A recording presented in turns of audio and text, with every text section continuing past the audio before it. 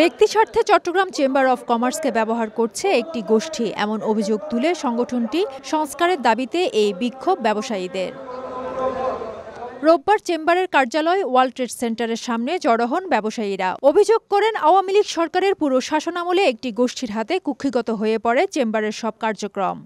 নিজেদের আখের গুছিয়েছেন, কাউকে পাত্তাই দেন নাই। এখানে মানুষ বলে মানুষ মনে করা হয়নি, এখানে শুধু ছিল দলীয় প্রভাব।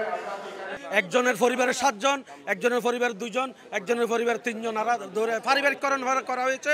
চট্টগ্রাম ব্যবসায়ীরা এটা থেকে মুক্তি চায়। পরিবারতন্ত্রের কবলে পড়ে এই চেম্বার দেশের অর্থনীতিতে অবদান রাখতে পারেনি বলে উল্লেখ করেন বিক্ষোভকারীরা। দাবি জানান অবিলম্বে স্বচ্ছ নির্বাচনের মাধ্যমে নতুন পরিচালনা পর্ষদ গঠনের।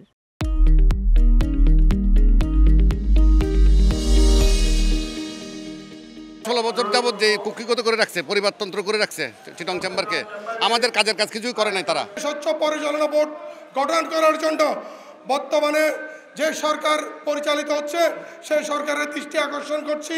সমাবেশে চট্টগ্রাম চেম্বারের বিভিন্ন সময়ে চাকরিচ্যুত কর্মকর্তা কর্মচারীরাও অংশ নেন। ফেরদৌস লিপি, সময় সংবাদ, চট্টগ্রাম।